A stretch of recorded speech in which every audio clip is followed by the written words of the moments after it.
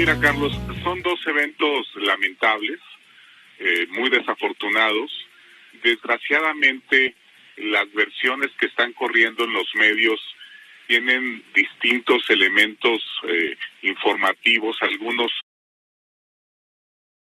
en el caso, por ejemplo, del ciudadano guatemalteco Elvis, unas versiones dicen que sacó un arma, otras versiones, por ejemplo, la del secretario de Defensa menciona que no hubo una agresión a mano armada.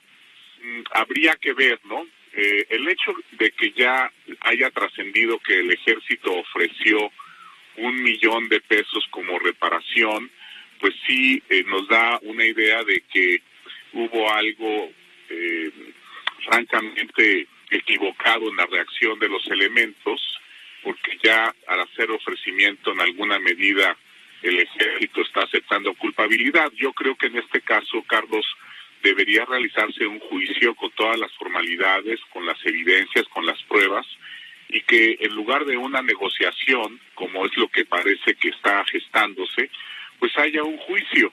Y también para que el soldado, digamos, goce de un trato justo, ¿no? En este caso, si ameritó no el uso de la fuerza, las acciones que cometió el ciudadano, ¿no? Entonces, esa, digamos, yo sería reservado ahí de acusar al soldado de haber actuado de manera indebida por las versiones que hay de que el guatemalteco Elvis sacó un arma, ¿no? En el otro caso de Tulum, sí, aunque también nos falta información, corre el video justamente que mencionan tanto en el Oxxo como el video del sometimiento que hace una mujer policía de Victoria, y ahí sí se ve, digamos, un uso de la fuerza desproporcionado. Se nota claramente cómo, digamos, carecen de un entrenamiento los elementos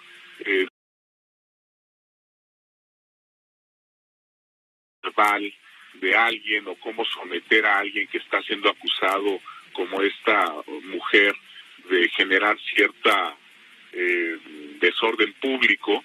Entonces, esto es lamentable, Carlos, porque yo he coordinado investigaciones sobre estos temas y me consta que hay una gran inversión de dinero en, digamos, certificar a los policías mexicanos, municipales, estatales, darles un entrenamiento, pero este entrenamiento en las aulas está desconectado de lo que sucede en las calles. Claramente no le están enseñando a los elementos protocolos de cómo actuar en situaciones prácticas. Se ve que estos cursos que les dan son más de carácter teórico, de doctrina, sobre derechos humanos, sobre el uso de la fuerza, pero se ve que no los preparan para situaciones de la vida real que suceden cotidianamente, ¿no?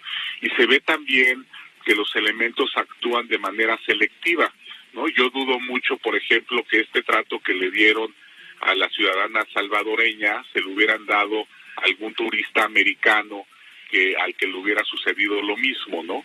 Entonces hay un sesgo, tanto que tiene que ver a veces con la nacionalidad de la persona, como por su apariencia, por sus rectos. Es muy lamentable, ¿no? No sé si tengas alguna pregunta, Carlos. Sí.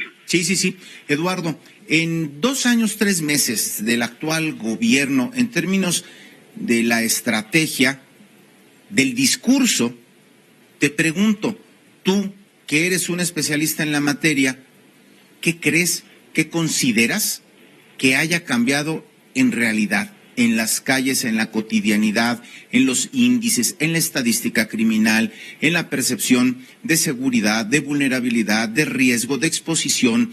¿Qué ha cambiado tras 2 años, 3 meses de la estrategia, con toda la herencia perversa del pasado, que ha sido un eje central, toral, en el discurso de este gobierno, para decir es que nos dejaron esto en un tiradero? ¿Se ha logrado levantar en algo ese tiradero? ¿Se ha logrado arreglar la casa? ¿Hay indicadores que nos permitan afirmar que esto está cambiando para bien?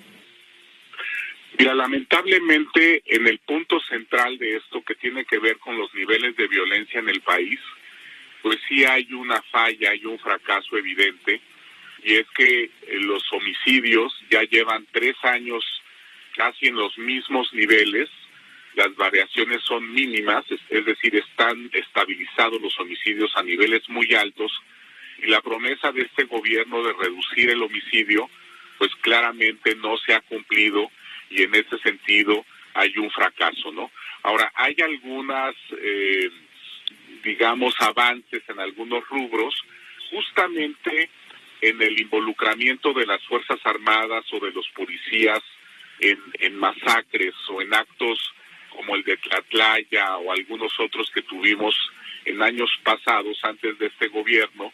Hubo una también promesa de este gobierno de que iba a haber, a pesar de que la Guardia Nacional es una fuerza policíaca militar, digamos, y que muchos de los guardias son militares a los que les cambiaron el uniforme y claramente no están entrenados para hacer labores policiales, como tú bien indicaste.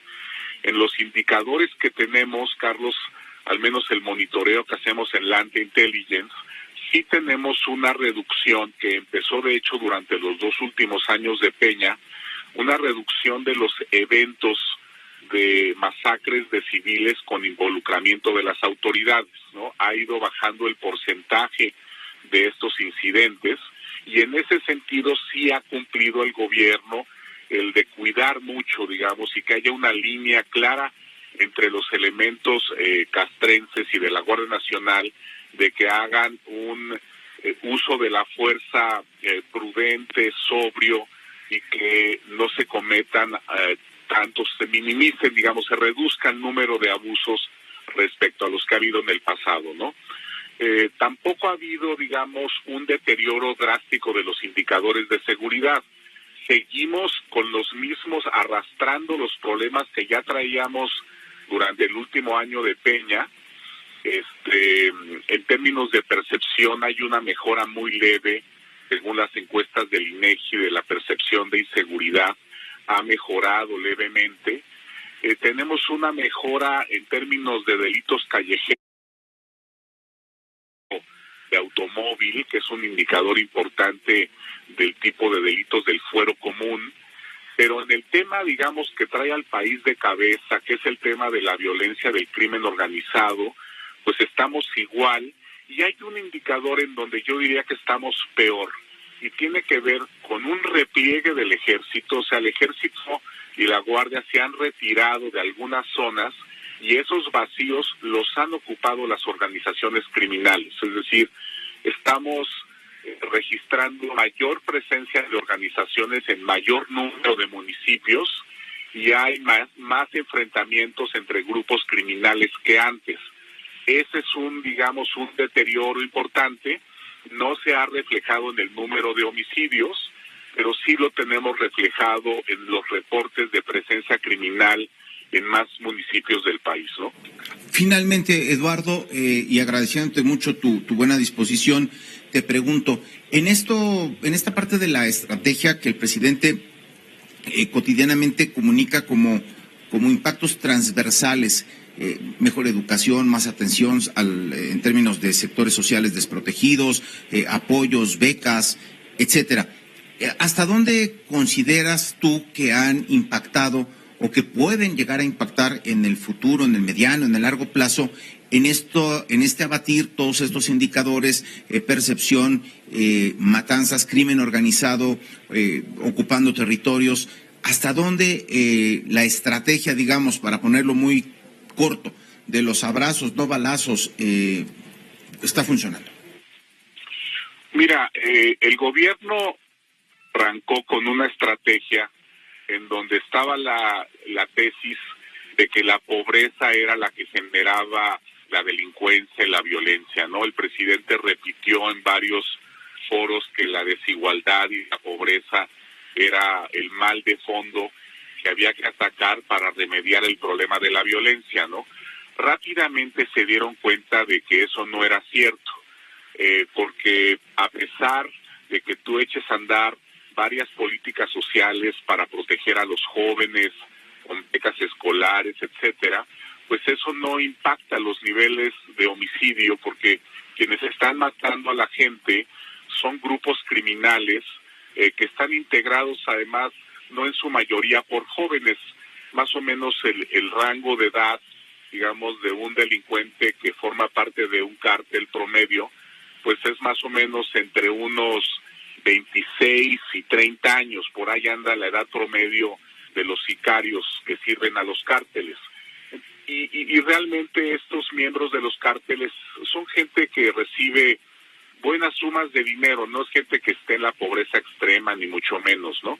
Entonces, al ver que habían fallado en ese diagnóstico, el secretario Durazo, justamente al cumplir el primer año de gobierno, cambió la visión y dijo que más bien, más que el eje fuera la política social, ahora el eje iba a ser el combate a la corrupción, que porque habían descubierto que el crimen organizado estaba avanzando a esta velocidad, porque había una gran complicidad entre los criminales y los funcionarios públicos de los distintos niveles de gobierno, ¿no? Y ahí echaron a andar una estrategia, pues, de detenciones, de rastreo de cuentas bancarias de funcionarios de alto nivel, y pues obviamente este segundo enfoque es mucho más,